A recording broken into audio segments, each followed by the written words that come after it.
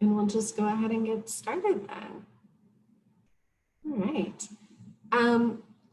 So another little fun fact, FlipGrid just updated everything last night at midnight. So when I went to bed at 5 p.m., I was doing all my, well, I didn't go to bed at 5 p.m., but at 5 p.m. I did my last review of today's session. Woke up this morning, logged in, and everything looked different. So, but I'm happy to say that the integrity of everything is still there, but if I'm fumbling around looking for something, that's why. I don't think this has ever happened to me before. You know, that update, and it was a significant update, happened right at midnight. So just bear with me. But for today's session, it's going to be a little bit different because you really are going to have to follow along and be interactive with it. So I just want to give you a second as we're kind of getting set up here to set up your screens or your screen how you want it. So my recommendation would be to have your Zoom tab open, and hopefully you're in Google Chrome. Is everybody using Google Chrome as their browser? Perfect. So for FlipGrid, Google Chrome is the browser that you want to be using. It really doesn't play as well in other browsers. So make sure you're in Google Chrome, have your Zoom tab open, and then just open another tab right by your Zoom tab and go ahead to flipgrid.com. And I'll give you a second to do that and kind of get yourself set up. And that way you can just go back and forth, and we'll do a lot of watch me, and then I'll give you a moment to do it, and then come back and watch me, and then you can do it, and hopefully it will make sense, and we'll get you in there.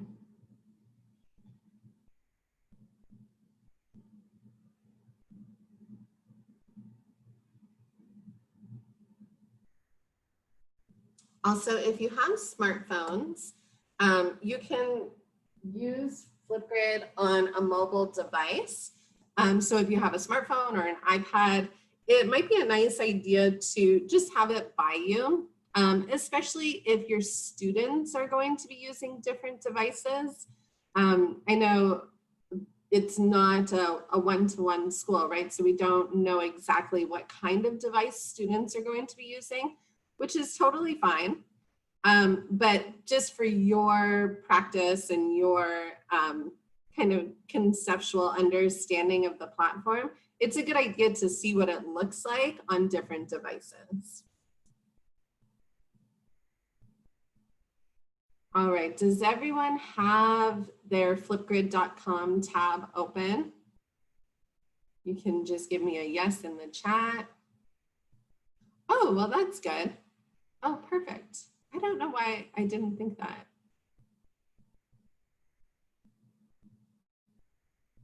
Perfect. So Chromebooks will work perfectly for this. All right. So everyone has their flipgrid.com tab open and your Zoom tab open. Just give me a thumbs up or a yes in the chat so I know. Thank you. Good, good, good. Beautiful. Okay. Awesome. All right. So our goals for today, like I said, we're going to be really hands-on. And I would like us to just start off by, see, the wording has changed. Just start off by understanding FlipGrid functions. So what are some of the features? Why would we bother using this? So, you know, I said, I'm hoping that this small group, you become champions of FlipGrid. I'm really going to make the case for it. So I want you to understand why it's one of the tools that is really worthwhile, first of all, learning, but then implementing with your students for remote learning purposes.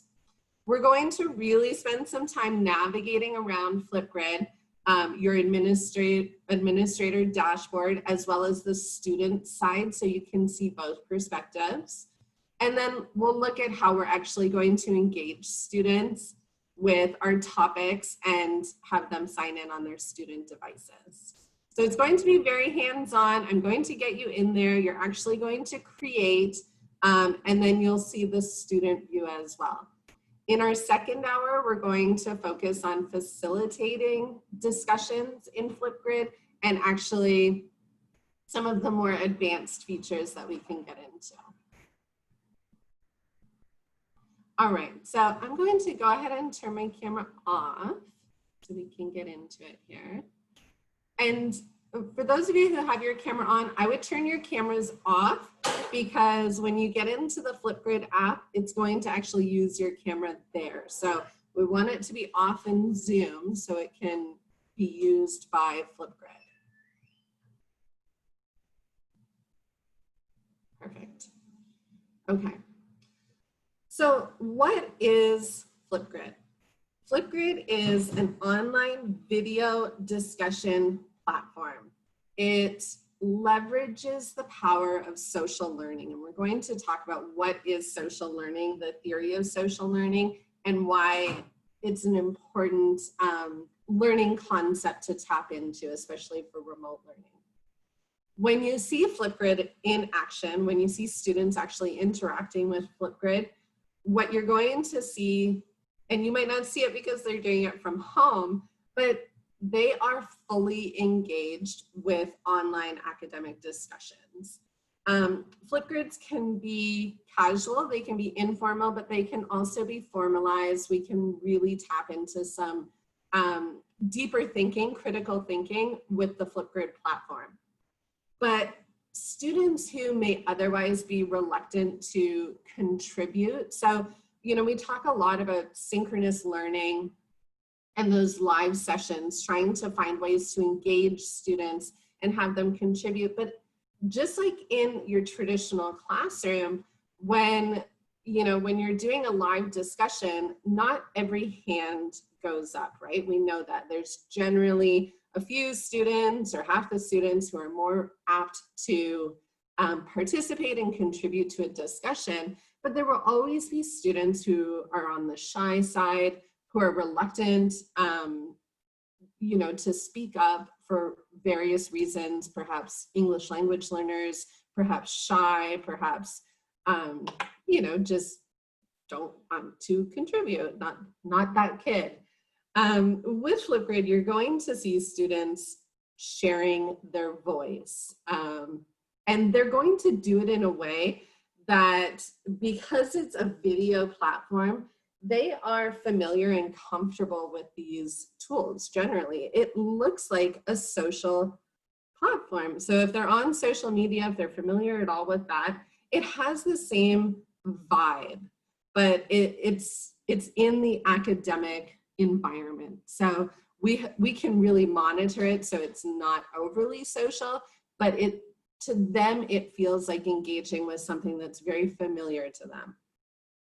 The other thing about video responses, and I don't know if anyone's ever, yeah, exactly, Erica, fantastic for my Spanish class. This is amazing for language learners, by the way, like just an amazing tool because you can see them speak, you can hear them, but you can also watch if they're reading or if they're doing something, and they can have conversations with each other.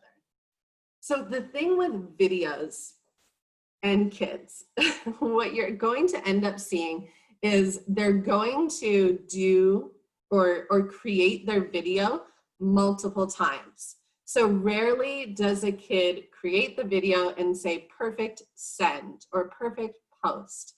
So essentially what they're doing, if you post an academic discussion question or you're having them do some kind of concept or idea, they're going to be repeating their script to themselves multiple times just because they didn't look right in that first edit and they have to do it again. I'm going to turn my video on so you can see because I'm so animated over here. I'm like gesturing and everything. But if you've ever done a video discussion board, you know what I'm talking about, where rather than typing an online discussion post, which we can type, we can edit, we click post and send, With the videos, we're much more edited because it's personal, right? It's our faces, it's our everything. So they go through this process of creating the video first and foremost, which has them repeating back to themselves or editing their script or speaking it multiple times. And then they will watch every other student's video. And often they watch every other student's video multiple times, whether they're doing it to listen to the content that that student's saying, or they're doing it for more social purposes. It doesn't really matter, because in essence, one student has, first of all, reflected on the content themselves for their own video multiple times, and then reflected on content that their peers have shared multiple times. So in a really fun, organic way, students have the ability to consolidate knowledge and critical thinking skills in a way that's fun, and they don't even realize they're doing it. And when you see it in action, it only takes one time, but when you see it in action as a teacher, you go, wow, my goodness, this is incredible. And I completely see what Allison was talking about. Okay, now I'll turn my video off. I'll get off my soapbox. The other thing about FlipGrid that I want to talk a little bit about is FlipGrid is a Microsoft tool. It was acquired by Microsoft about 2 years ago, which is a huge benefit. It is fully integrated with your Google Classroom and your G Suite. So don't get worried by hearing the word Microsoft. It is fully integrated, deeply integrated, which is really good if you're using Google Classroom. But because it's a Microsoft tool, it leverages the accessibility features of Microsoft. And I'm a Microsoft trainer and a Google trainer, and we're going to talk about accessibility and differentiation on Friday. But I will say Microsoft leads the educational platforms when it comes to accessibility. But those features are available in FlipGrid. And I'll show you when we get into the platform what I'm talking about. But it is a really nice accessibility feature in this platform. And especially for remote learning, we want to make sure, and I say especially, but it's true for all our learning material, we want to make sure that everything is accessible to all our learners. Okay, so you're all signed in. So I'm going to actually exit out of my presentation, and I'm going to do it right along with you. And we're going to go ahead and create a FlipGrid account and start our first topic. Okay, so you should have this screen in front of you if you've gone to flipgrid.com. And you'll notice the top middle says enter a join code. We're going to come back when we're looking at it from the student view, and we'll enter the join code there when we're ready to participate or respond to a topic. For now, we're going over here to the right, and if you have not made a FlipGrid account, we're going to do it right now. So go ahead and click your educator sign up button.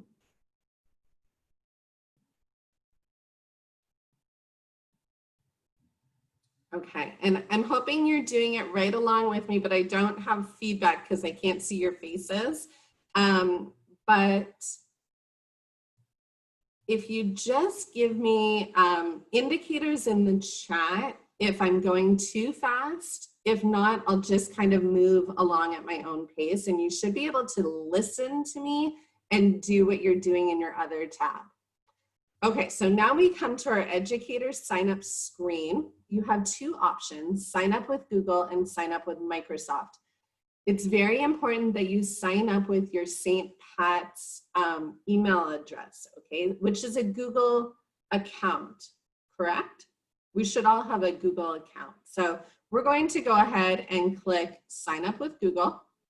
Make sure you sign up with your Google St. Pat's account.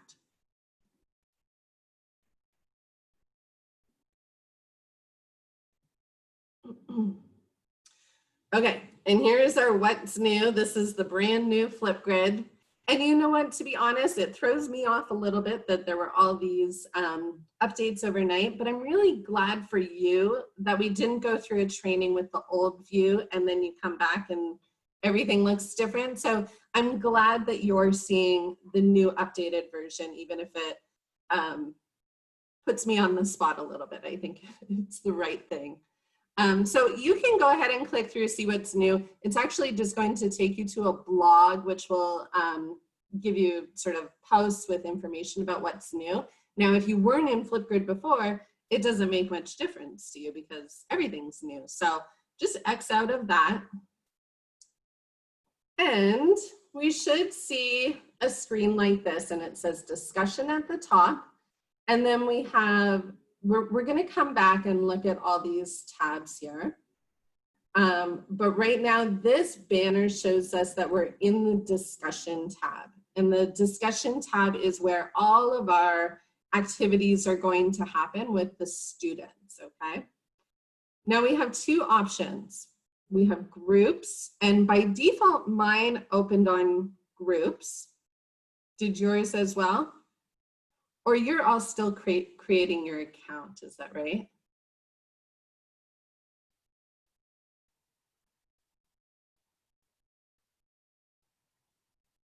Is everyone still creating their account?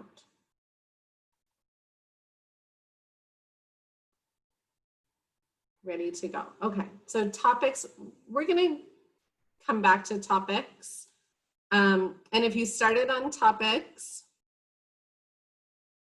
you can flip over to groups. Okay, so if you're started on topics, we're going to flip over to groups, and we're going to start with groups. Groups are like your classes, or if you're going to set up groups of students, you can do that here. The reason for creating groups is when we create topics, we want to assign them to specific classes or groups. So we can create groups for various purposes. And I guess calling them classes is a bit of a misnomer because you can have smaller groups for various purposes if you want to be more differentiated, for example. You could also use FlipGrid for professional development or for your professional learning community. So we can use it amongst educators, but you can also use it, of course, with your students. So this gives you kind of two practice groups, but we're going to go ahead and create a group. So if you click here, and I recommend creating a group that is relevant to you. So think about which class or which group of students or which class or group of students you want to start using FlipGrid, and go ahead and let's create that group. Now you have two options for a group. Private is the group we want to use, or the group type we want to use with students, because we want that to be private, so only the students in the group are going to be able to access this FlipGrid or these topics. If we want to do a public one, if I'm doing a training session and I have teachers from multiple, multiple districts, and I don't have a single sign-on, for example, or a single email domain, I'm going to do a public group so everyone will be able to join this FlipGrid or this group, for example. So I could have 1,000 people in this group, but it's more for like general public topics. So with your students, you're going to go private.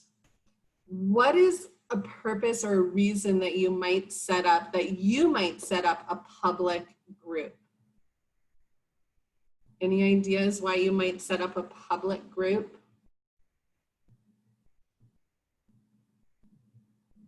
It might be hard for you to find the chat. School art show, yeah. Parent information, yeah, you might set up a group for parents and families. And that's where my thought was, if you would want a public group, it might be more for parent information or, yeah, parent interaction or group family interaction. But for now, we're going back to private. And Catherine, yes, but I'm going to show you another way if we want to bring parents in to a private group, to the student group. So let's go ahead to private, and we're going to create our student group. So when you set the group name, think about if you're using this for a class like Spanish beginner or Spanish period 1 or language arts period 1, whatever it is, you'd want to be fairly descriptive with your group name. So go ahead and type that in now. I'm going to do poetry club. So this is going to be a club group. Now it provides you with a join code. If you want to modify that, you can try and see if it works. Yeah, it's available. So you could have it a customized code there. Now, as we move down, this is where it gets really important, because I think this is one of the main confusion points when teachers are setting up their FlipGrid for students. We have two options of how we want our students to join our FlipGrid or our group. One is by student email. I would recommend this way, so it puts the onus on the student to make an account and sign in. I would select this way for older students. So if you're getting into upper grades of middle school or above, I would suggest student email. So this is assuming that a student is fully capable of signing into their email. They know their password. That's all it really requires, but they have to be able to follow those steps. So if I'm going to select student email, I'll click next, but I want to show you the other one too, student username. Student username is going to put the onus on you as the teacher to manually upload a student roster with first name, last name, and student ID. So a student will just get an invitation and they'll be able to join that way. So it just depends. This I would recommend for younger students who potentially aren't able to type in their email address and password or can't remember it. I'm going to select student email for this one because I want to show you the important steps here. Okay, so we're going to add emails. This does not mean add all the emails of all the students, because remember, the onus is on the students to join this way if we're doing student emails. This is green lighting a specific domain name. So what I mean by that is you probably have student email addresses, and I'm not sure how St. Pat's has set up student email addresses, but likely, you know, it's something name dot last name at, and then maybe stpats.com at stpats.org. Perfect. So that's what we would add in here, at stpats.org. So that green lights this domain name. So when students sign in, they have to use this domain name. You can add multiple domain names. So if you want to open it up to teachers, for example, if the teacher and the student domain name is slightly different, you might want to add both of those in there. So who was it? Catherine mentioned adding parents to see a final project. If I want to add guests to the grid or to the group that students are going to be contributing to, I could just add a guest password. So the group is still private. I keep saying grid because that's what it was called yesterday, and now it's called group. The group is still private, but I can add a password, which means I can share this very specific password with families or guests to join this private group. So if you're wanting to showcase the work that students have contributed, you might want to do it that way rather than making a separate public group, if that makes sense. Okay, so I'm going to skip the password for now and just go ahead and click next. Now, our topics, when we create topics, and I'll show you what a topic is, but a topic is essentially an individual post or an individual question that we're going to have students respond to. I can select or add topics to multiple groups. So I can create the topic and then assign it in multiple groups. Now, coming back to the private or public, if you did want to set up a public group for specifically for parents and families, you can share topics to those public groups, but the student videos will not be duplicated.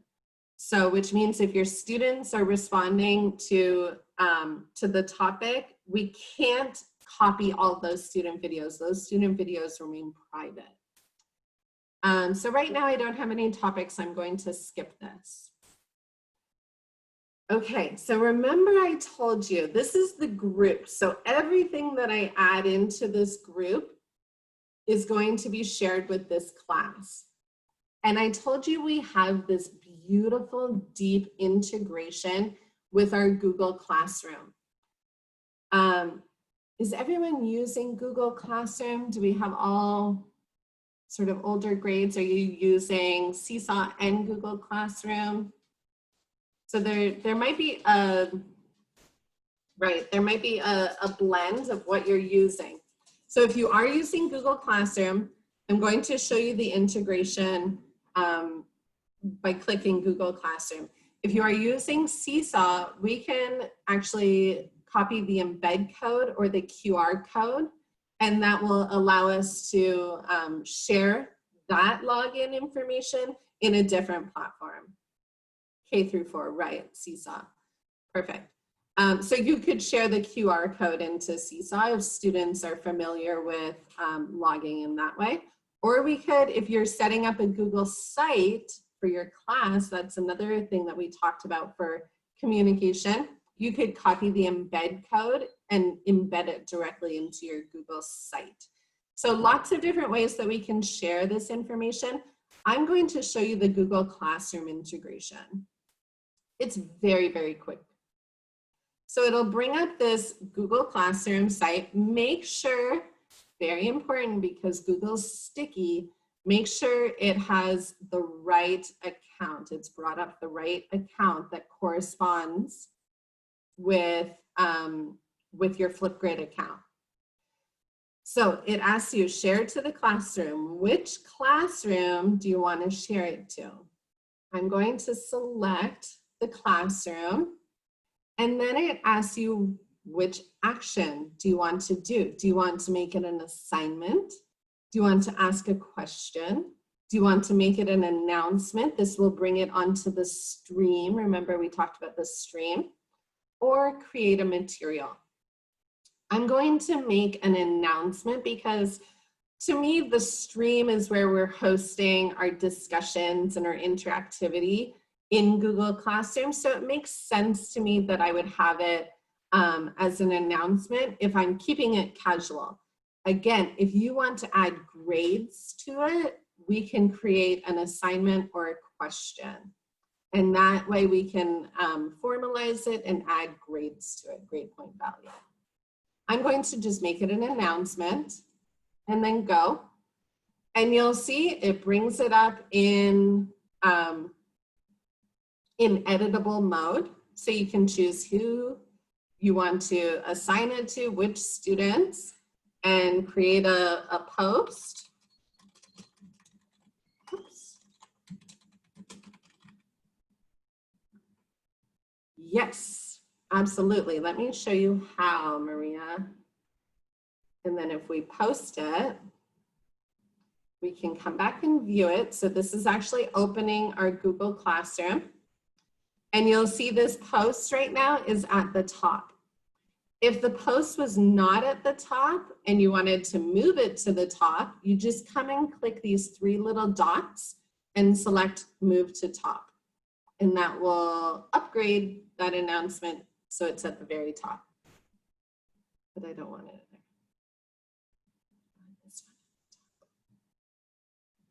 Anyway, you see what I'm saying.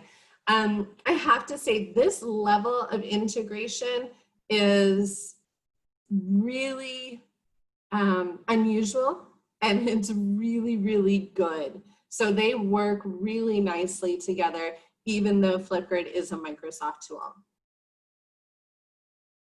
So I'm going to come back here. Great, so I've done my integration. That's how my students are accessing, or that's how they're going to join this FlipGrid, and you'll see the code is right there. So now I'm just going to my group. So this is my Poetry Club group. Is everyone on their group page? Are you able to follow along and you're on your group page?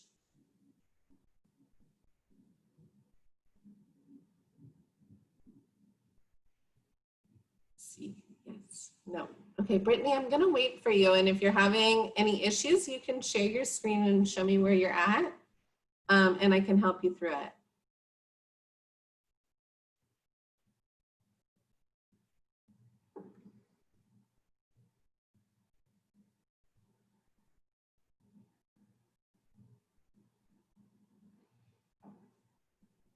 All right, let's just wait for Brittany to join us on the group page.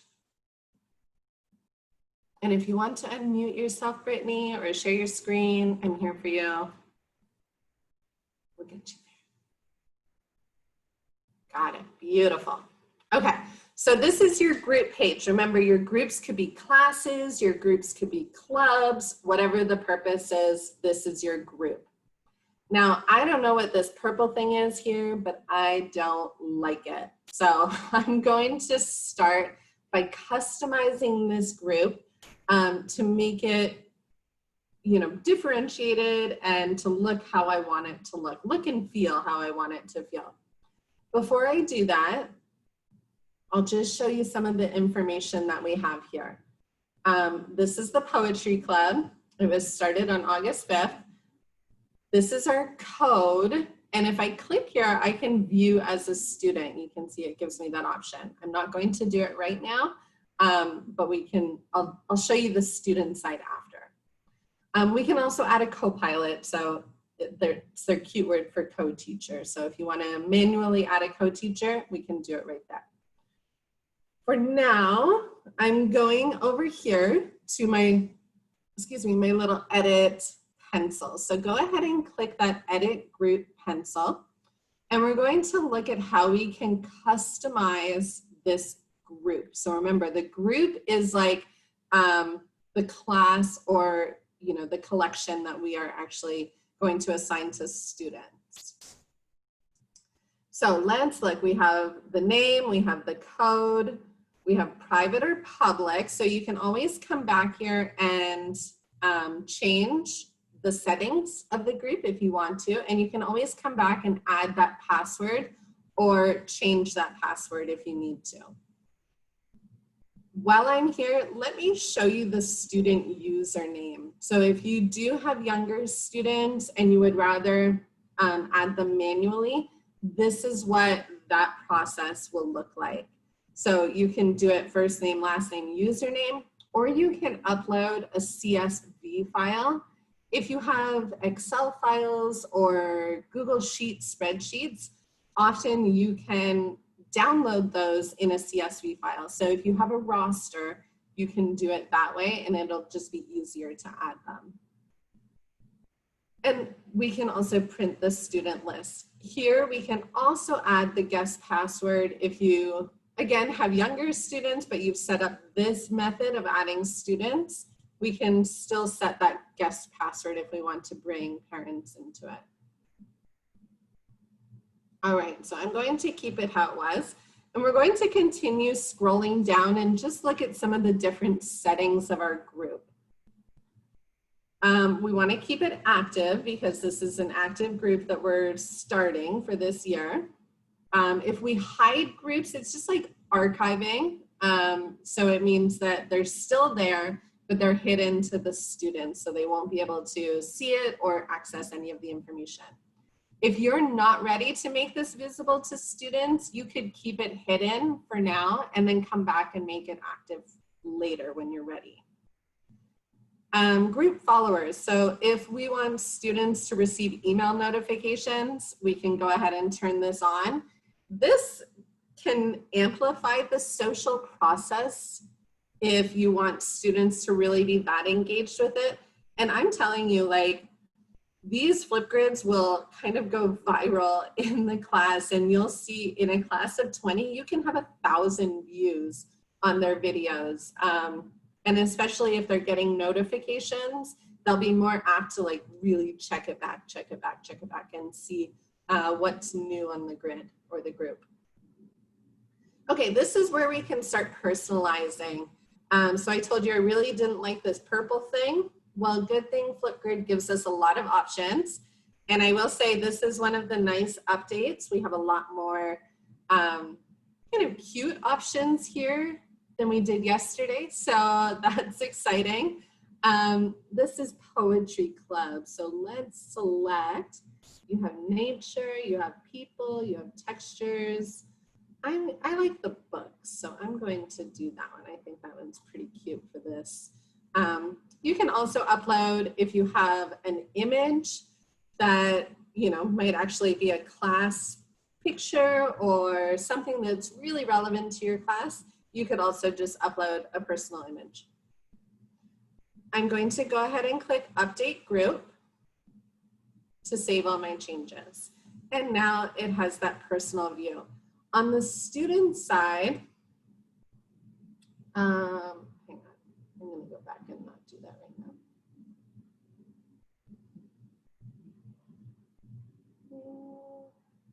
No, I'm not going to do that right now. I'll show you a different way.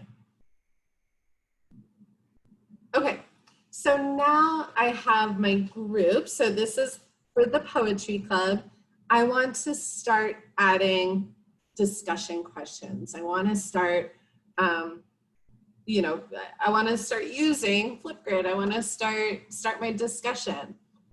It's very easy. So first of all, is everyone done customizing? Are we ready to make a topic? Perfect.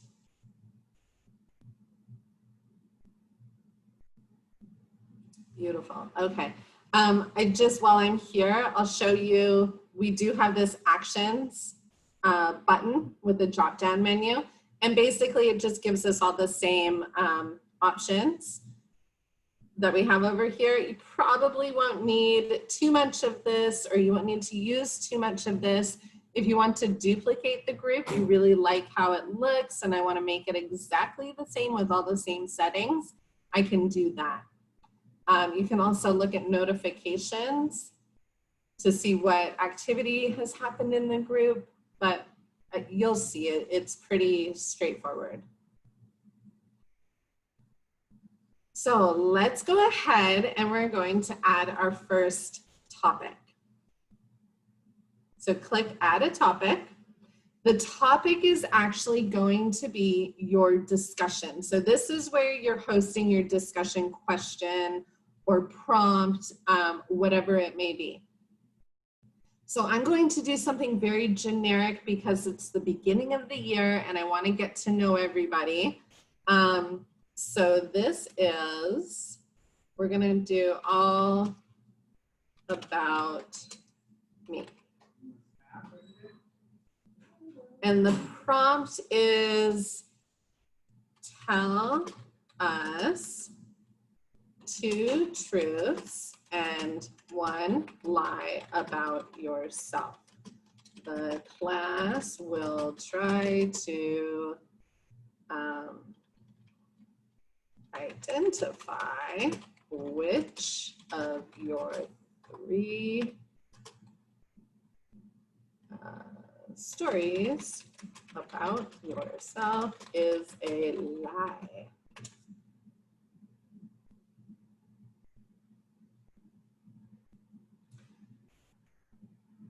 Okay, so now you have a prompt. I'm going to select recording time.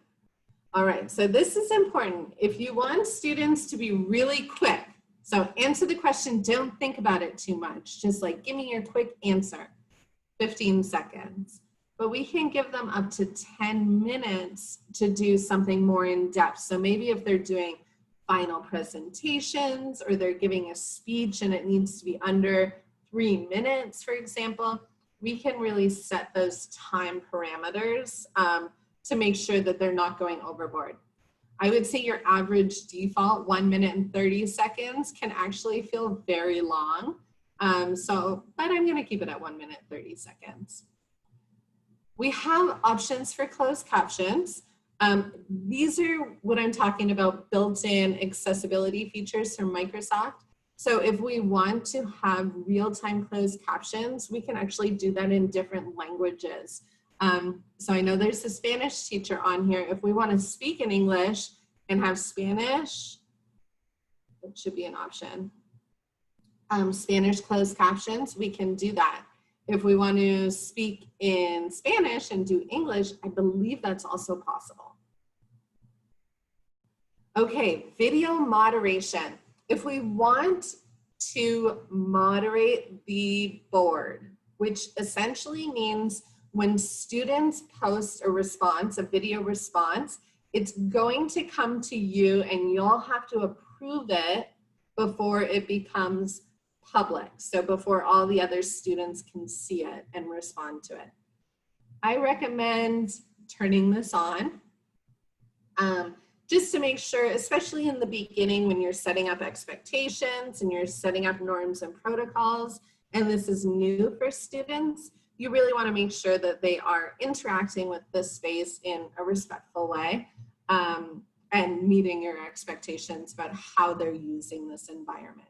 So I would recommend starting with that video moderation on. Essentially means you're going to be the one who sees everything first before you make it public. You'll actually have to click a button to make it public.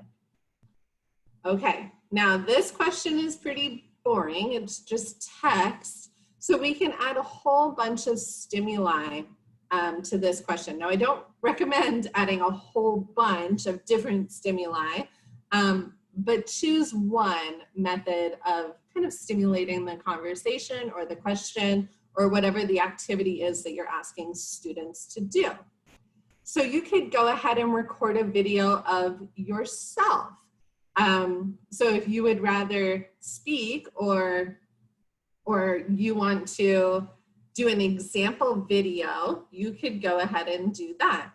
You can upload a video if you already have one prepared. You can select a video from YouTube. You can select an image, an emoji.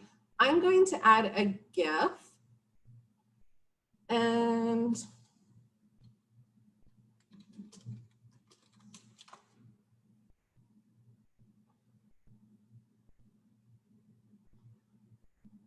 let's see. So then you can just select one of these. Let's see, who are you people? That's kind of cute. Once you select one, make sure you come down and click the select button. And then, oh, this is interesting. Okay, so then we can come down and you can actually set a custom topic access if you want to change that.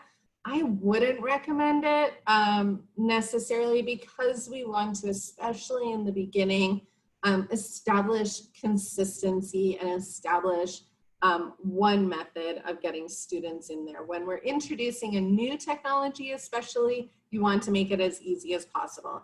Once students are familiar with it, then you can go ahead and customize it based on the needs of that specific topic. So once you've added your stimuli, I'm going to go ahead and create the topic. Then it gives me the code I can copy. I can go through the same process of sharing to my Google Classroom, creating a QR code, however I want to share it. But this is sharing this individual topic. Okay, so you're probably thinking, why would I do all that again? I already did it. You know, we just did it before. Before we shared the code to join the group, we only need to share that one time. But every time I add a new topic that I want students to respond to, I need to somehow get them the code, the join code for that individual topic so they can respond.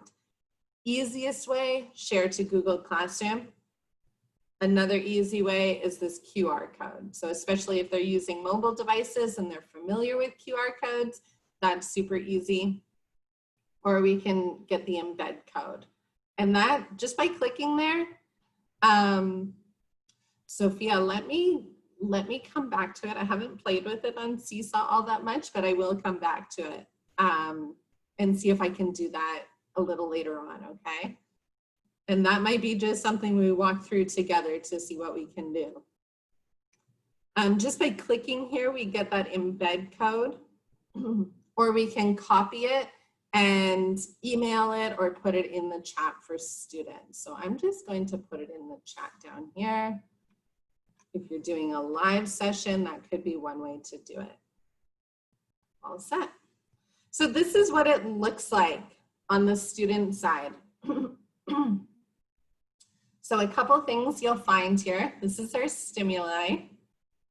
You'll notice we have our little moderation hand to indicate to all students that this topic is moderated. And this is our wonderful accessibility feature. It's called the immersive reader. If a student wants to click on this, it brings us to this immersive reader. I don't know if any of you have seen this before. This is a Microsoft tool, but essentially what it does, it reads to us. I don't know if you can hear that. Excuse me. I don't know if you can hear it. Are you able to hear it? No. Okay, so it's because I don't have the sound control on the computer. But it actually reads to us, and we can change the voice settings to be faster or slower. So for your emerging readers that want, you know, to have it read to you, but I want it slower, that's a great option. For your English language learners, or for students with dyslexia or dysgraphia, we can also increase the spacing on the text. For students with visual impairment, I can change the contrast. This may make the difference between students being able to read or not read. Yes, of course, Erica. So if I do not click on this, you would just read it yourself.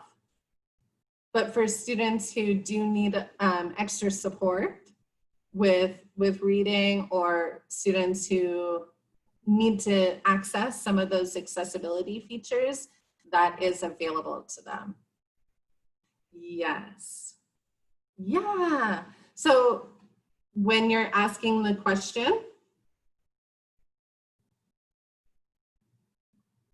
so when you're setting up the question, you would hit the record option for stimuli and actually record yourself reading the question.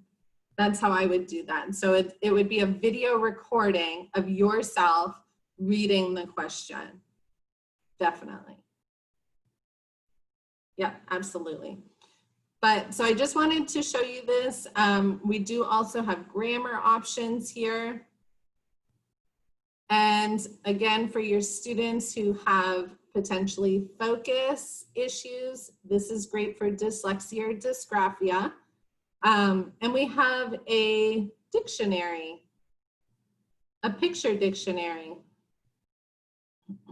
It's a weird picture dictionary, but just some really neat accessibility tools. And it will also translate the whole thing into a different language if you need to. And that's just by clicking this little button here. So really valuable accessibility feature. Now, I shared that link with you all so you could join this FlipGrid. So let's take a look at what it looks like from the student side, and I'll actually have you go ahead and respond to this grid. Let's see if we can do that and have time for it. So go ahead and click on the, wait a minute, I need to go back and change the settings here. No, you know what? I'm going to do a different one. I'm sorry. Don't click on that link. I sent it to you, but don't click on it.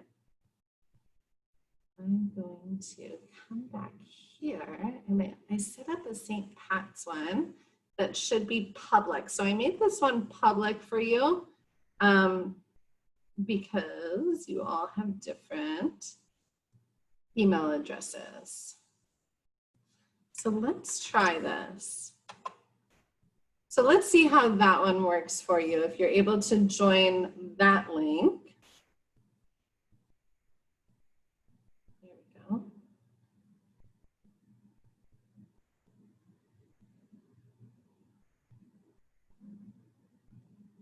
It should take you right into it. And this was the group joining link, which means because it's the whole group, you will see all the different topics that I've added into the group. So right under the team or the group banner, you should see view topics. And I'm going to have you click on FlipGrid for remote learning.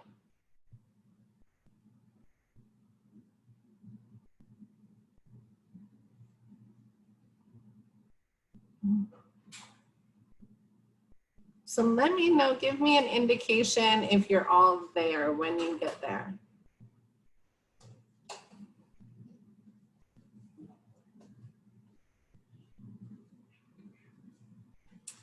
They're here, yes, perfect. Perfect, perfect, perfect. Okay, so this is a public grid. So you were able to join just with your email addresses. I didn't set that code to private. And I didn't set a domain name. So this is a public group, and you're all at the FlipGrid for remote learning. So now I'm going to have you experience what it's like as a student responding to this grid. So you should see record a response. Oh, you might have to join to record. Let's just do that.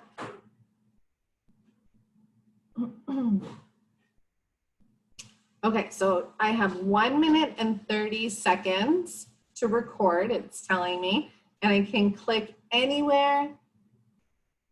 I should not do that. I can click anywhere to dismiss that little box, that little info box. So go ahead and click. And this is what the record with the FlipGrid camera looks like. Now, a couple of things.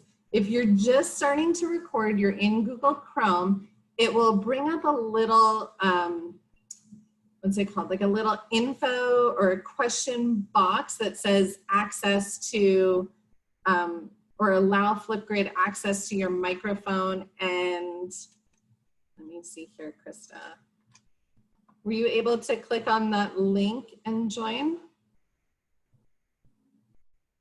So in Chrome, it'll give you a little prompt that says allow access to your microphone and video. You need to allow in order for FlipGrid to actually take video and access your microphone. So very important that you click allow. If not, you have to go back and reopen Google Chrome and fix the settings. So just make sure you click allow. And then let's look at what the FlipGrid camera gives you access to. And your students, your students will find all these features, I'm telling you, within like 2 minutes, they will have this figured out. So the first really cool thing, and this is one of the things I love about FlipGrid, because sometimes our questions or our assignments can get rather in depth. So you might have a 2 or 3 part question and think, oh, should I really assign that to my students, or is it too much? Well, students can actually click here, this little icon, and read the topic. If they need a reminder of what are the questions that I actually have to answer here, they can always pull that up. This is to add sticky notes. So if they are doing something a little bit longer, they can add sticky notes to their video response. Now our options here. So I can record a live video. I can also upload a clip. So if I have a video recorded and I have it saved on my computer, I can also just upload that. I can mirror the video. So if I want you to see me in mirror, I can record with no audio, and I can record my screen. So these are all the same options and features you have on the teacher's side. So if you're recording a video as your stimuli for the question, you have all these options available to you, which means if you're thinking about using Screencastify, for example, to do an instructional video for your students, instead of using a whole nother tool to do screencast videos, we can actually do it right in FlipGrid. We can record our instructional videos for students directly in FlipGrid, which I absolutely love that concept of keeping things really under one house, under one umbrella. I'll show you some of the other things that students love, and that's the effects, because students love filters.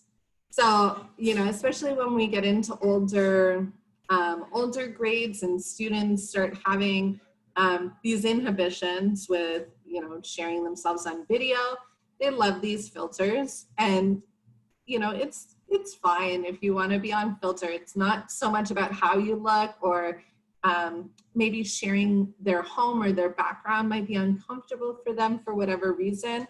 You can use real filters and not show anything, and that's okay too.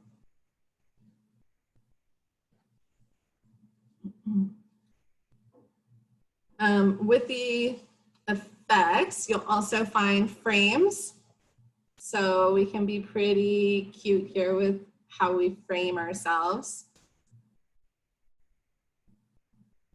Again, depending on what your video is, what you're asking your students for. Maybe you're asking them to do a little news interview. We can add emojis. These are pretty cool too. Like you can add sunglasses or a little hat onto yourselves. Accessories. So I could just add some sunglasses. Oh, I don't know where they went.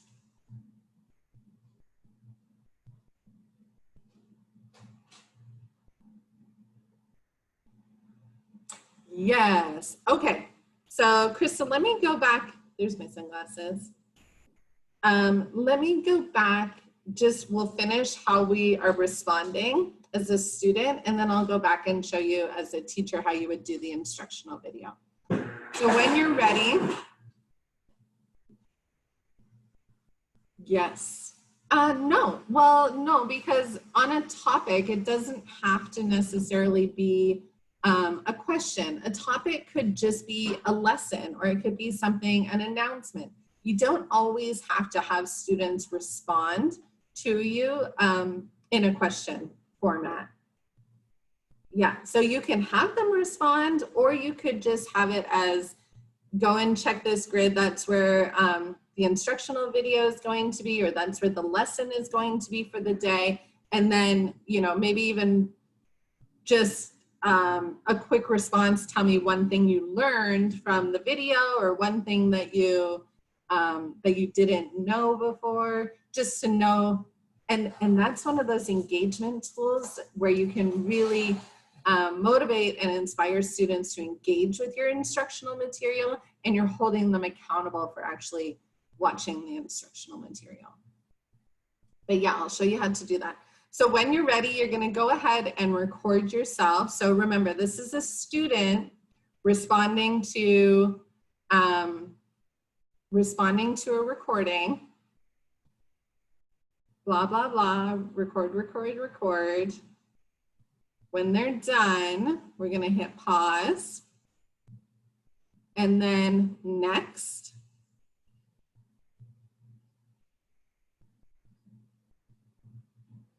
Okay, so you okay everything. I like it. That was a great video. Remember, your students are going to go back and re-record themselves. Generally, I would say 3 or 4 or 5 times. When they're ready, they take a selfie. That's a terrible selfie, but okay. And then it'll upload the video. Add the name, and then I can do anything else if I want, and submit.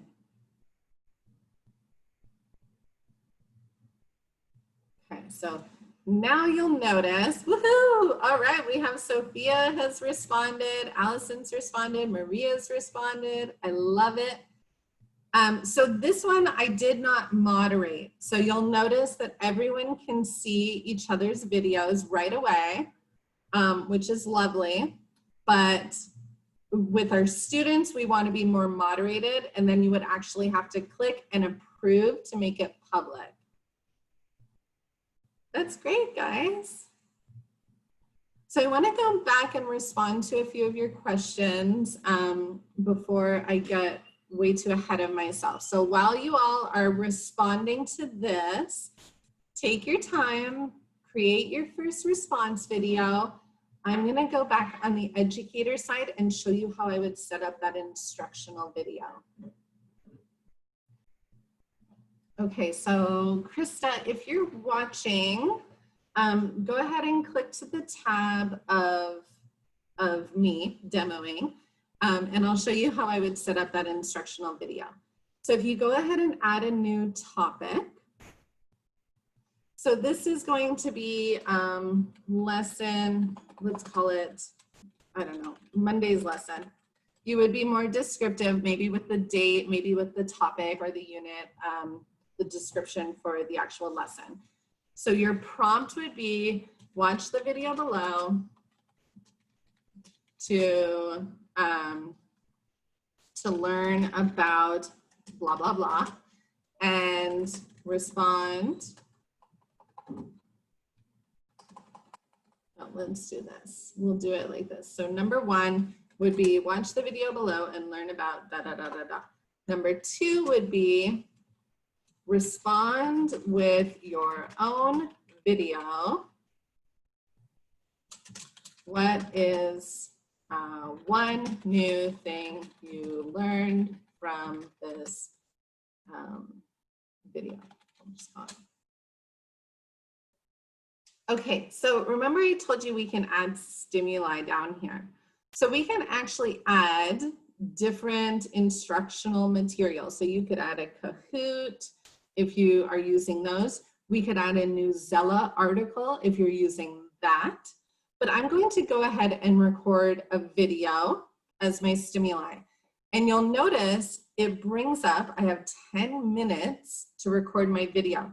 For those of you using Screencastify, on the free version of Screencastify, you have a 4-minute maximum. So already we're doing better than Screencastify. So I have 10 minutes to record my video. And you'll notice I have all the same options. So I could make this video an instructional video. I could record my screen. I don't know if I want to do it because I have so much going on my screens right now, but this would start a screen recording if you want to take them through something specific on your screen that you're doing. So click here, do this, do this, do this. That would be a great option to do that.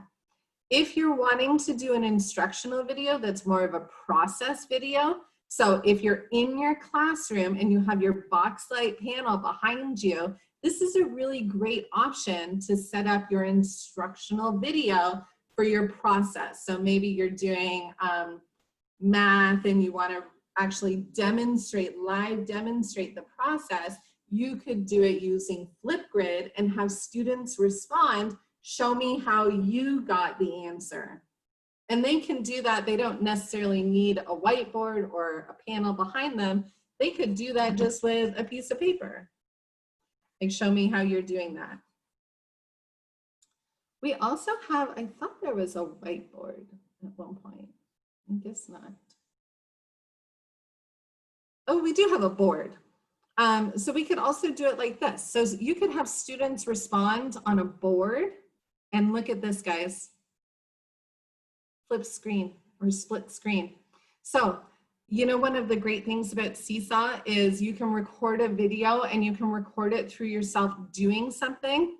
Well, here I have this board. I have my video going on right next to it.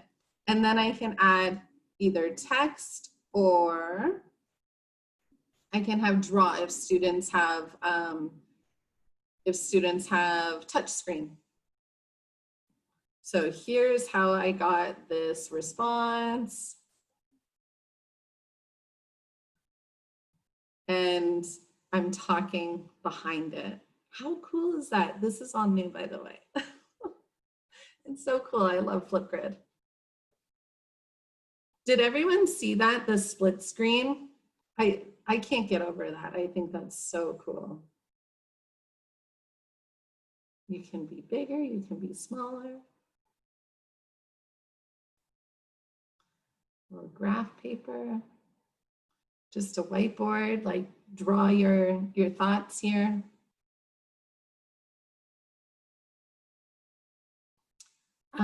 Okay, so any questions about that, Krista?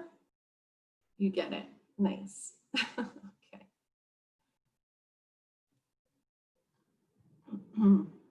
Okay, so I'm gonna get out of this. But yeah, you could do a pretty interactive, pretty nice instructional video just within your FlipGrid here. Oh, Brittany, right? Isn't that so cool? I love that. And that is something that's really neat about Seesaw.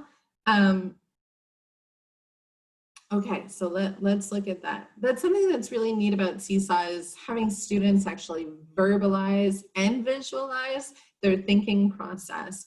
And here we can do it, it's a little bit more sophisticated. So I think it's more for our older students. Yeah, okay. Marissa says, and you can also pause the recording. Yes, for sure. Draw things and then start the recording again. Yeah, and you can do that for sure. I know you can pause and start the recording up again. And you can also edit and trim the recording after.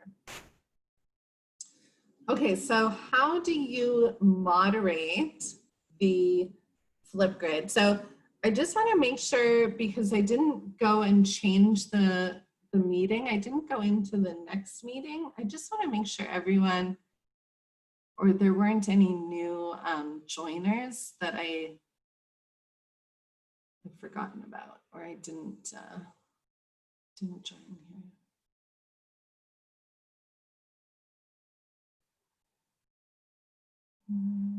here. I imagine everyone who came into that one probably just came over here.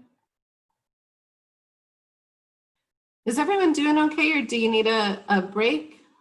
Oh, Joe, okay, so you were trying to get into the other one. Was anyone, okay. Okay, that's good, thank you. Good, good, good, good. I'm glad.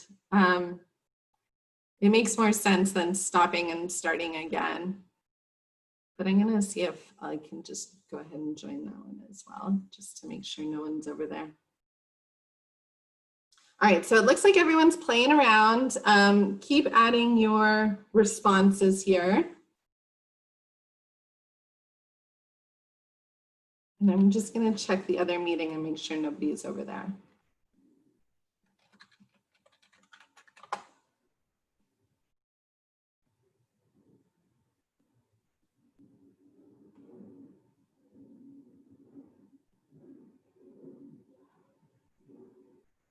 Oh, I can't join both meetings, okay.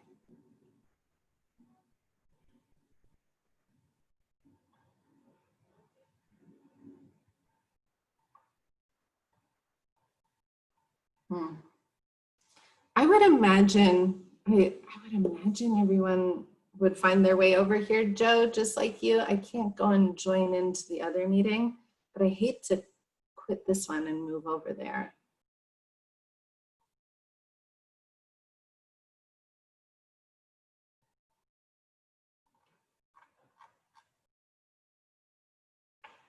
Okay, we're gonna keep going. There's always the recording, but I think it was the same group for the most part that was enrolled in or registered for the second one as well.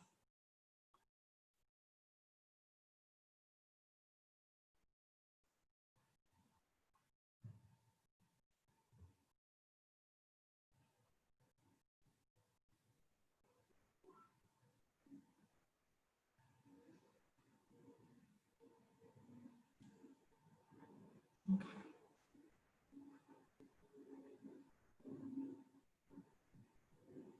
Oh, I'm sorry, Catherine, I just can't stop talking. I don't believe you can mute me, but I will stop talking.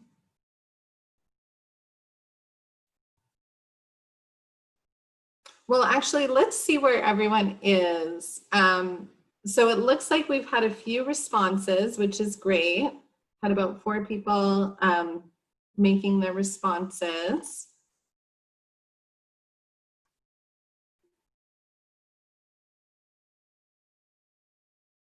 I'm making my FlipGrid. Okay, so Catherine's making her FlipGrid. Where is everyone else at with this? Good. I appreciate that, but I don't want to be in the background of all your wonderful videos.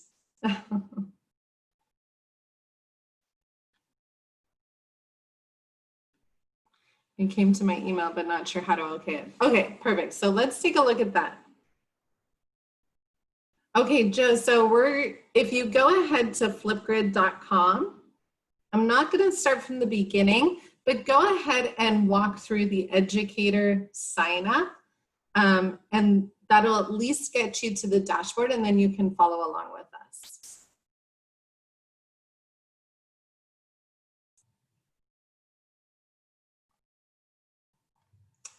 Okay, I was gonna do this.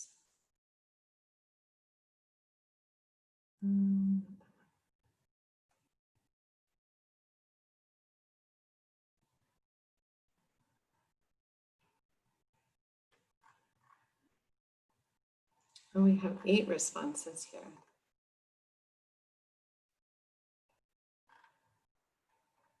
Okay. All right, so I'm gonna go ahead and come back to an incognito window so I can sign in again. This time. So Joe, if you are watching, you're going to sign up. If you go to flipgrid.com, go to your educator sign up. Yes, so you mean the post after you've posted it? I don't think you can delete it. I can delete it though.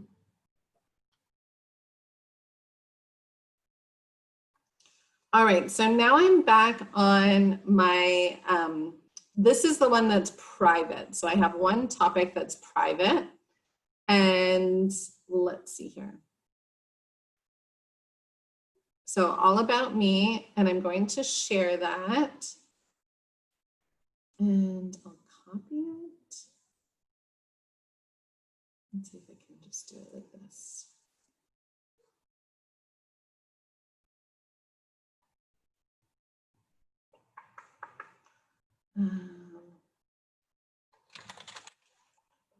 This is one.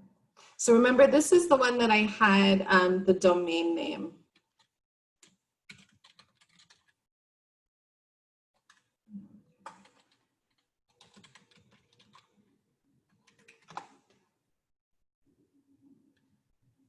Okay, so now I'm logged in as a student.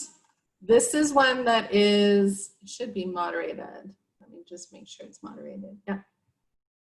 I'm going to record a response as a student. This is the private one. Blah, blah, blah, record, record, record. Blah, blah, blah. Okay, good. And by the way, this is how you would pause and start again, but I'm just going to click next. Next. Selfie. I'm going to redo that selfie. No, I'm not. Just leave it. So bad. Submit. Okay, so on the student side, I've submitted a video. On the educator side, let's refresh. I have one response. Okay, so this is my response. You'll notice it's hidden on my side. This is moderated. So the response is hidden. I'm the only one seeing it. So I watch it, it's great. Now I can go ahead and make it active. And now the whole class can see it. So it's a pretty simple process of hidden versus active. Did everyone see that?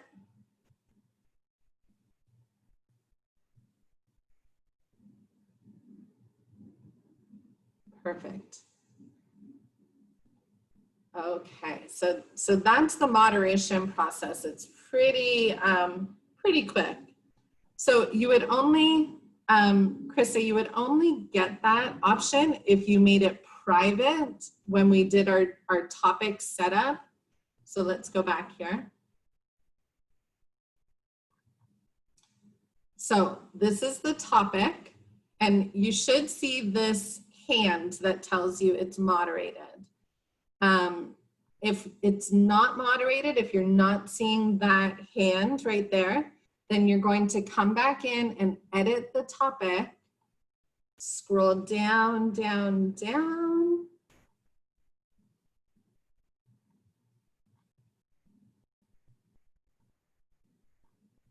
Where is it?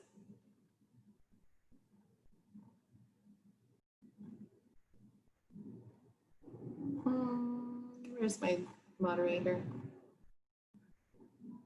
Topic says active, daily, feedback. No, okay. Let's go back.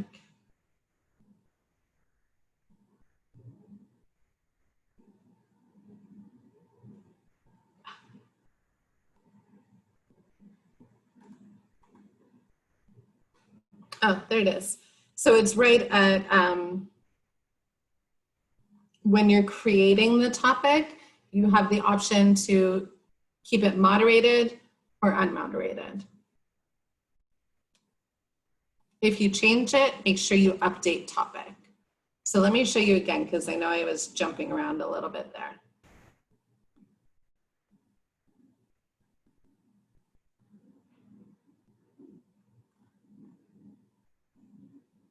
Now, yeah, so it's right, should be at the top, right where you're creating the prompt and the recording and the closed captions, then we can update the topic. There it is. Update the topic. Okay, while you're all practicing, I wanted to show you a few other things and get into some of the advanced features of FlipGrid. Just want to make sure everyone is with me. So it looks like we've all made a response, or we have a few responses anyway. Let's see. 9 responses. There's Erica. Who was it that thought they got deleted? Oh, you guys are so cute. I love it.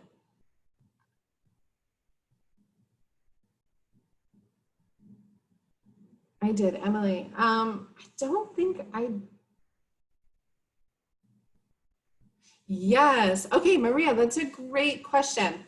So if we want this to be an interactive experience, and if we really want to leverage the power of social learning, then we are going to allow students to respond to each other.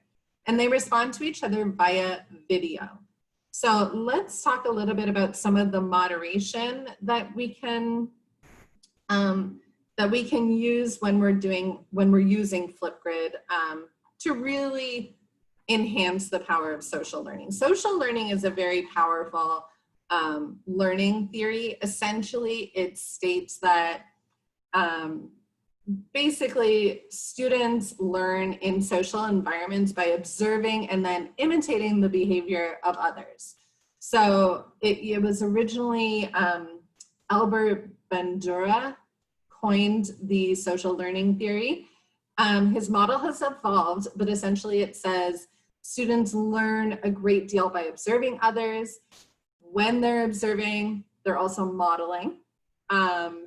And then it exposes them to a variety of different learning models, environments, as well as a variety of opinions that they may not otherwise have been exposed to. So this is great because if you think like in a traditional classroom, students only really talk to their peers, their friends, and they may not hear from everyone in the class. This really leverages and brings in and amplifies every student voice in the classroom. So where I was going with that, allowing students to reply to one another is part of the engagement tool, as well as building digital citizenship skills. So when we start getting into remote learning and we're moving a lot of our instructional material and instructional time into digital spaces, it's really important that we're consciously building digital citizenship. And essentially digital citizenship, you know, there's a whole lot of resources, a whole lot out there that we can look at to start, you know, embedding digital citizenship into your curriculum. But essentially at its very core, digital citizenship is good citizenship that we should teach in the regular world. We're just modifying it and adapting it for the digital world. So this gives them a safe space to practice how we're going to interact in positive ways in social spaces in the digital world. So, I do recommend allowing students to respond to each other, but first setting up what those expectations of how they are interacting and how they're engaging with this space.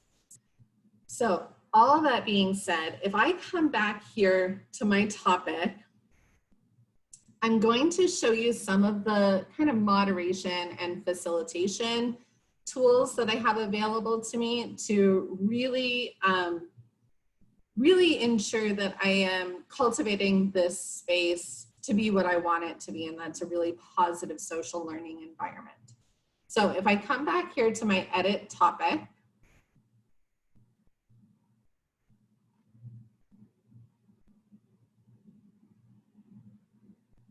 okay, so the topic status is active. I can actually freeze when this topic, so I have it launching, but I can freeze so it's not active after a certain date, which is good again for accountability. You don't want to give students too long to respond. Okay, so do we want notifications on? Do we want to receive an email notification when student videos are submitted? Up to you. If you want to do it, we can do it weekly, we can do it daily, or you can have every new video, which is a lot. Seems like a lot. We can also allow students to follow. Again, we were talking about this earlier. If you really want them to be engaged with the space, they're not worried about getting too many emails. You know, for them, it's a really great opportunity for social interaction. Down here, we get into the video features. We want selfies and videos. Generally, we want selfies and videos, but we can turn off the selfies if that's becoming too distracting, or if they're not doing selfies appropriately, that's also an option. Commenting. So this is where we're allowing students to reply via video to another student. If you're not ready for students to do that in the beginning and you really want to scaffold the use of the space, feel free to toggle that off. And when you're ready, and maybe with a specific topic, you might start and open up that option. Good question. So Maria asks, are the responses also moderated by the teacher if the topic is moderated? Yes. Great question. Every video that becomes public is going to be moderated if the topic is moderated.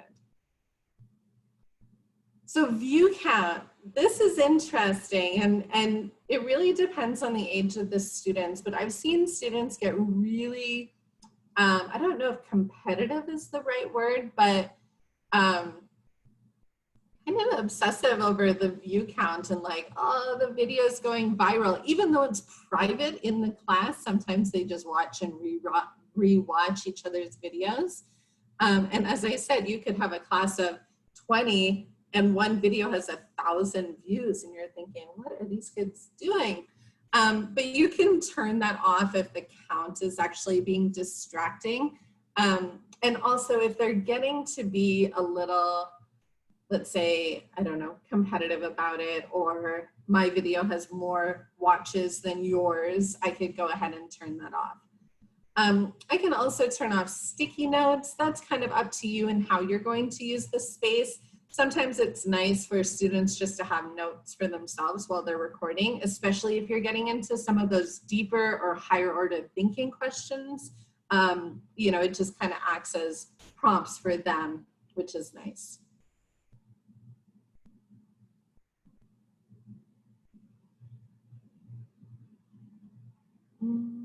Under notifications, I didn't see download and share on your screen along with topic followers. Did I miss that? Under notifications, I didn't see. So Maria, on my screen, they're here. Are you saying you're not seeing it on your screen? Or you just missed it on mine? Yeah. So the download and share, once they create the videos, you can allow them to download it. If they're using Chromebooks, they can't really download too much onto the Chromebooks. It's probably pretty locked down if your admin has set it up in such a way.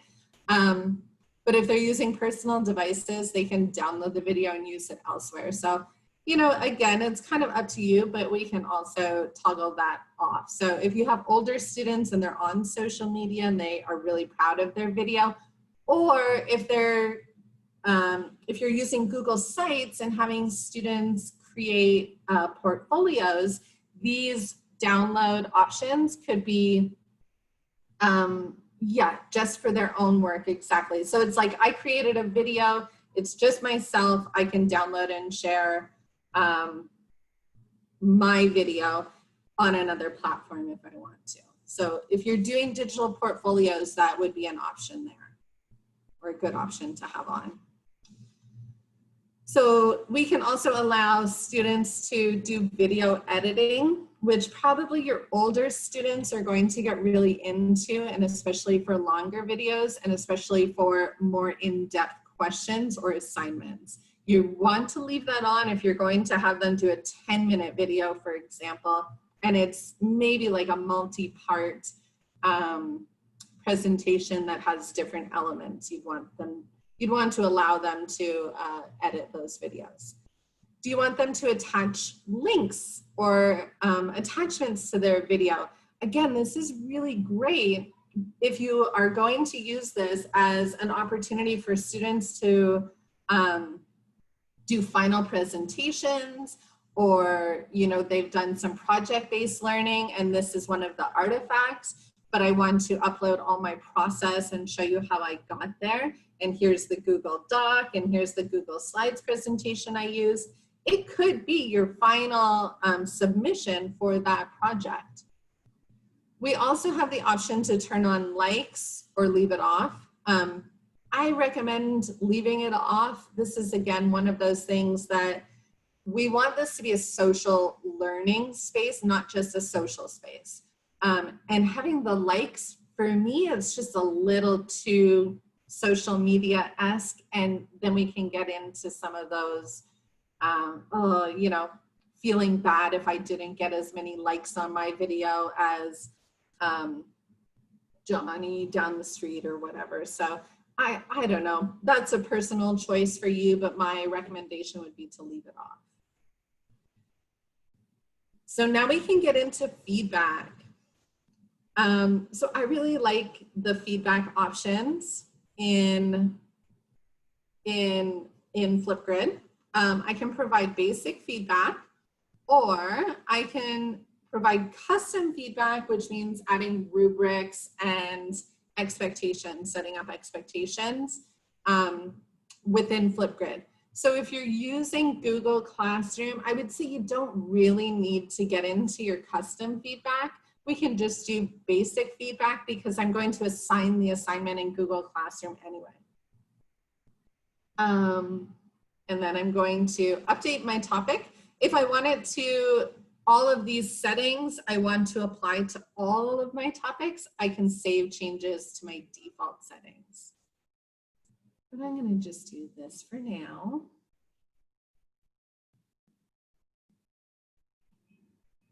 Good, look at the views. You guys are watching each other. Could somebody try replying?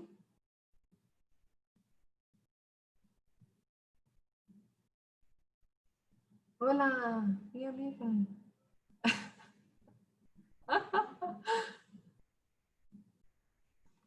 Beautiful. Okay, so now I've watched Erica's video. I can respond with a comment, and this will open up the same FlipGrid camera as everything else, so it looks the same everywhere you are. I can also, as the teacher, add feedback. So I can record private video feedback for Erica that only Erica will see. Great video, Erica. Thanks for taking the time, et cetera, et cetera. And I can also score on ideas or performance, or just add comments for Erica if I want. And then I can email the feedback and it will go directly to Erica. Yay, great job, Erica. And then I can just go through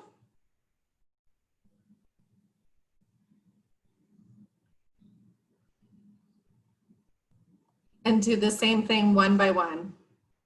Yay, these are so cute.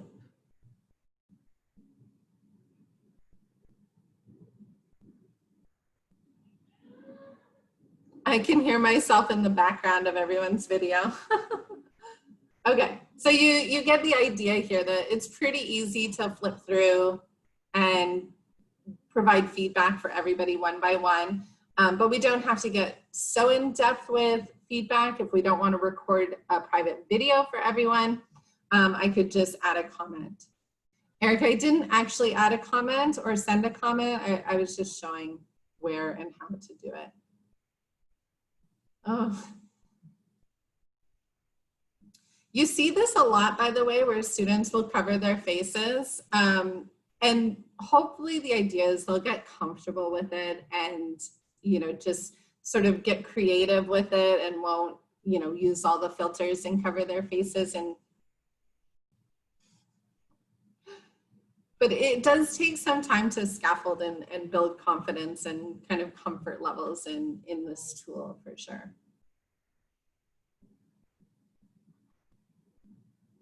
Okay, do we have any questions at this point before I load more information?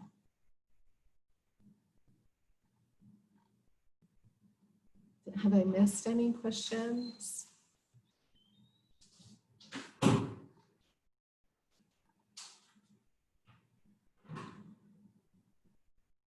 No, okay, excellent. All right, so I'm going to go through and show you some of the other wonderful features that FlipGrid has for us, just so you can see what the other things are that are available to you here in this platform. So right now we're under discussion. If we go to discovery, you're gonna love this.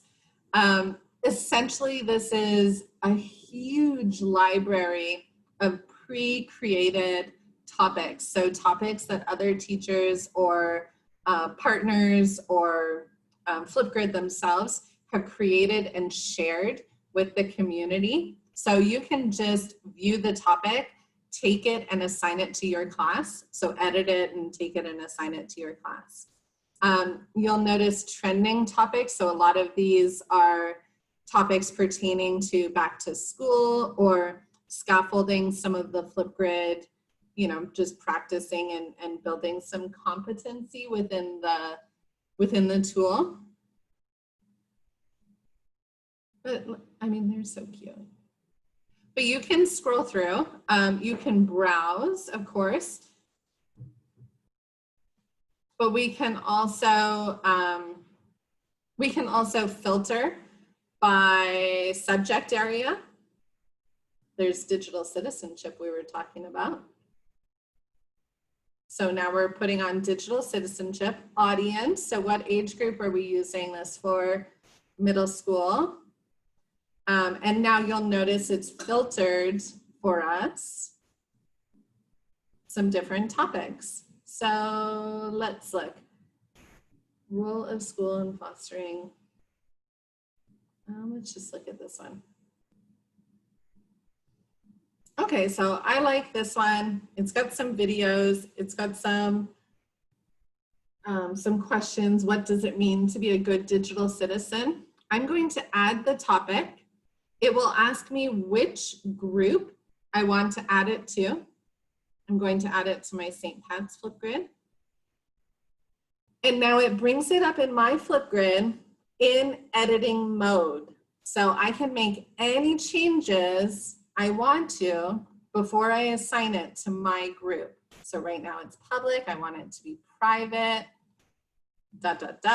Any of these changes here, if I want to take off this attachment, I can do that. If I want to add another attachment, I can do that. Any of these settings that we have already talked about. There we go. And then update topic. And now we have this digital citizenship topic that I took from Discovery. And I will say the library is extensive. So if you can't find what you're looking for, try a different search topic or a search keyword, but it is definitely an extensive library here.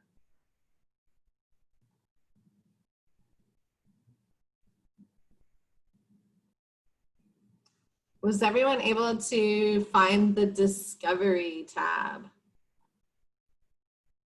Just want to make sure you're all still with me.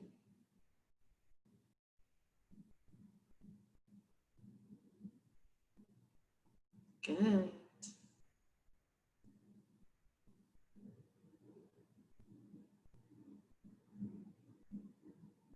Excellent. Okay. So I would encourage you to take some time and really find something that is pertinent to maybe what you're doing in the first week of school, but you will also find collections of topics in Discovery. And I'll just click on this one here. So I can call your attention to, this is a whole collection of topics, but you'll notice that some of the categories are professional development. So in fact, this topic here is not going to be one I would assign to my students. It's going to be one for teachers, which is great. It gives you some really good information about how you might work through the rest of the collection, or assign the rest of the collection, or start considering things for the collection. So just take note of the category and the audience and make sure it's, so this would be one that I might actually assign to students, middle school students. Okay, so the next tab along the top, so our discussion is where we're housing our topics. Discovery is where you're going to find a library of almost 25,000 topics. Activities, so this keeps track of what's going on in your FlipGrids. So in your different groups, as well as what you have accomplished as an educator using FlipGrid. And one thing I just love about FlipGrid is they provide these little badges. So when you reach certain benchmarks, so you've made a certain number of topics, you'll notice that badges start to populate. So right now I'm a FlipGrid seedling, and then they'll continue to grow and you'll continue to collect different badges. And these are really well recognized, I would say, in the educator community. So you can actually add a FlipGrid when you reach a certain benchmark. You'll be a FlipGrid master, FlipGrid fellow, or FlipGrid impactor, or whatever it is. You can actually add these badges. I see people add them to their email signatures, and definitely on their resumes and profiles and things, because it's well recognized. And here it'll show you recent activities. So you can always come in and see what's going on in which of your grids here.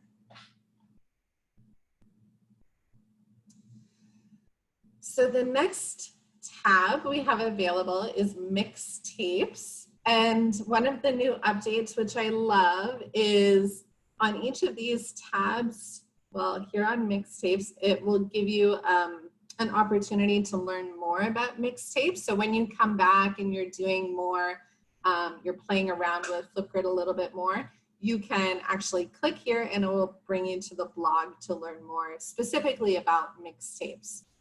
Essentially, mixtapes are a way to share what FlipGrid calls mic drop moments. So when students respond, or when anybody responds, let me show you here. So I have some responses here, and I have Marissa. So I can actually, if one student or a few students have really knocked it out of the park and you're like, whoa, I have to share this, I can actually add that to mixtapes. So mixtapes are view only. They can be shared anywhere. So your community can follow your mixtapes and receive an email when new videos are added. So some purposes that you might want to set up mixtapes for, if you want to start student portfolios, for example, and you're going to track specific students, their best videos, you might create a mixtape for each student, and that's one great way to do it. You could also do it as semester highlights. So if you're wanting to share the mixtape moments with your families or wider community, you could do that as well. All right, so going back, shorts. So shorts are actually just another way for you to share videos. Let me just see. Yeah, so they're videos for school, work, and life to share beyond the grid. So it's a way for you to maybe introduce a lesson. Yes, Sophia, you could share them on your Google site, absolutely. So I don't really have time to get into it right now, but if you create a mixtape and then you want to click share, you could take that embed and share it on your Google site, definitely. That's a great idea. So shorts are just options for you to, again, create videos, and these can be instructional videos. You can use all the filters. You can use all the filters in the FlipGrid camera, which is nice, but you can share the videos beyond just FlipGrid, so in the FlipGrid community. And then the last one I want to show you is Grid Pals. So Grid Pals is just the educator community that you can toggle on, so make active, and that gives you an option or an opportunity to engage with other educators, see what other people are doing. And I will say the FlipGrid educator community is incredibly active. So if it is something that you are going to start using, it's a great idea to turn on your Grid Pals. And then you can find people in the area, other people who are using it, and you can filter by subject area and connect with other people, which is really nice.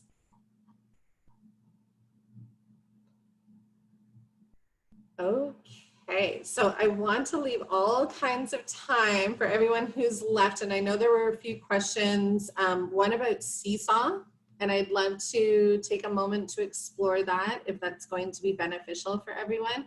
If there are any other specific questions, put them in the chat or unmute yourself, and let's play around with this together. And I want to post this up for you.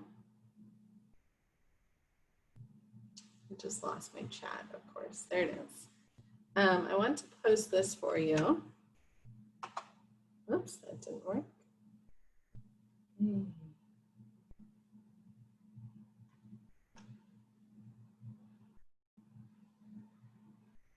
This is one of those Bitmoji classrooms somebody created specifically for FlipGrid. And if anyone is looking to do a Bitmoji classroom, you should, if you weren't in the session yesterday about Google Slides, essentially a Bitmoji classroom is just a really well-designed hyperdoc or linked out Google Slide docs. So here you'll see some of these badges I was talking about, but everything is linked. So you can go ahead and click around and it just gives you some of these great resources. Okie dokie. All right, so Seesaw. Do we want to take a minute and look at how we can integrate it in Seesaw, or if we can integrate it in Seesaw? Yes, please. Okay. So let me go ahead and sign into my Seesaw.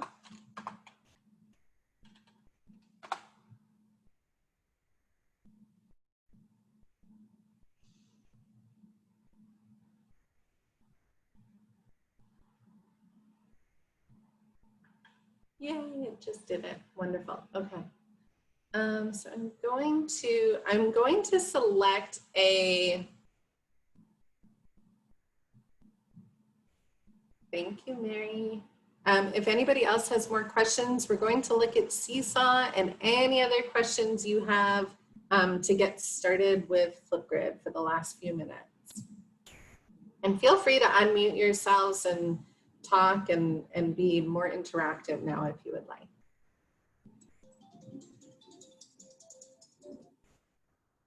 Okay, so I want to share, let's do this one. I want to share this. So I'm going to select, well, let's start by copying the link and see what happens. So I'm in my Seesaw.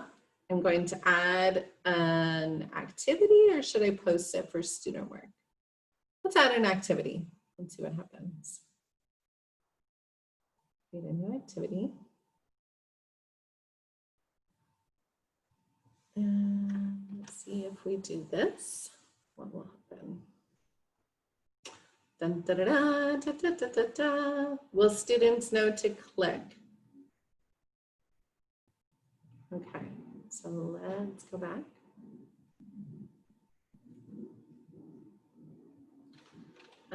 Join our class FlipGrid and type the instructions. Click the link below to join the FlipGrid discussion. And of course, Flip or Seesaw style, I would add voice instructions and lots of cute little images to make that a really easily understood description. And so maybe I would do it as a student post rather than an assignment or an activity, depending on how your students are interacting. I know people were saying yesterday that students are more likely to view an activity versus a student post. So kind of up to you how you would do that. But let's just see what that looks like if we assign it. We're gonna do this one. Let's view it. Okay, so join our class FlipGrid.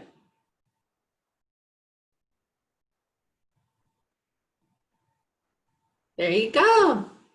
Okay, Sophia, how does that integration feel for you? Pretty straightforward, or do you want to explore a different way?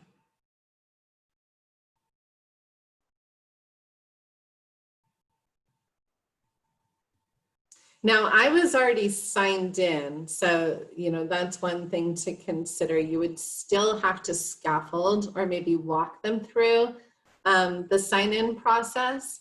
But if you've already added the students, actually, if they're still using Seesaw, you would want to add them manually. So then they would just need to enter their names first and last if they don't have an email address.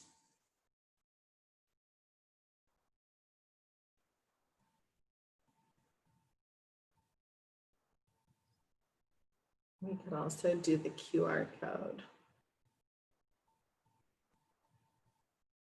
I don't think that would be any more or less beneficial doing the QR code, because they would have to have a device, a QR reader, unless you printed it or they printed it and send it. So I don't think the QR code would be your best bet. I think the link is your best bet. All right. Any other questions? Let me know how you're going. Is this something that you can see using?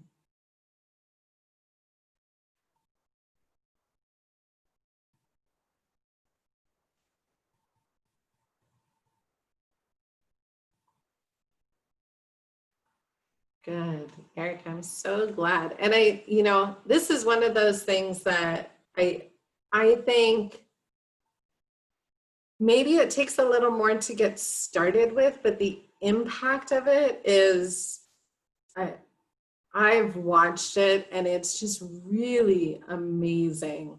Yeah. And for small groups like book clubs or special interest groups, third graders who need to do more, I love it. Absolutely. Absolutely, Maria. I agree with you 100%. We don't want to necessarily have them logging in on each platform. And that's why that level of integration is so special. It's really unusual.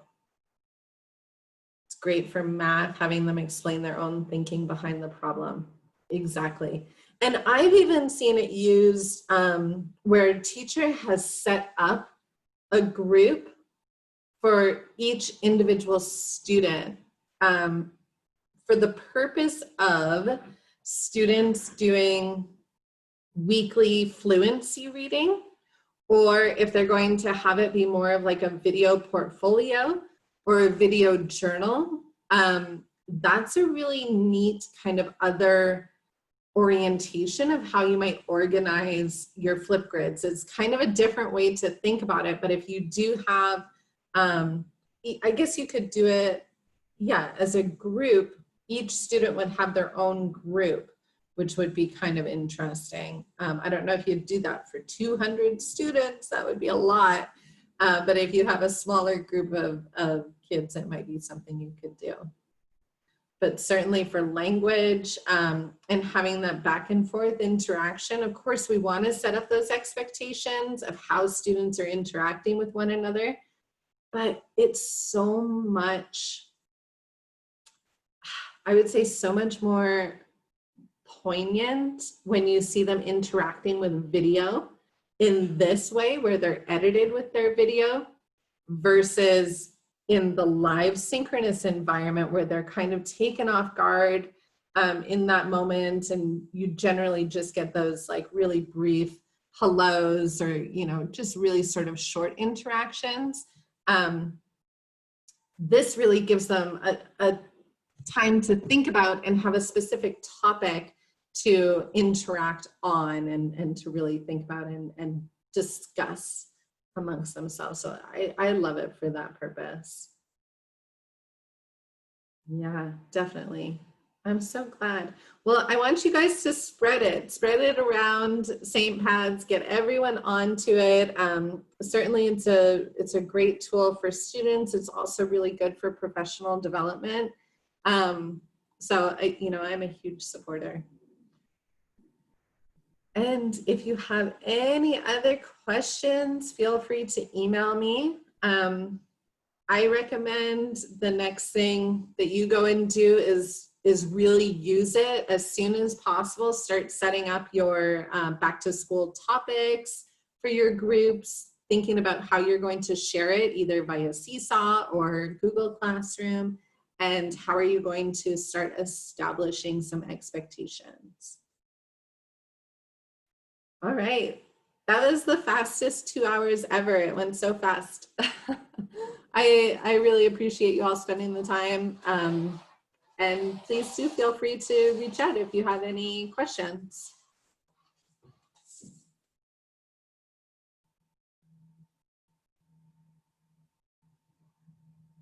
Thank you so much. I'll see you tomorrow. We have Google Earth and Go Beyond with Google. See you tomorrow.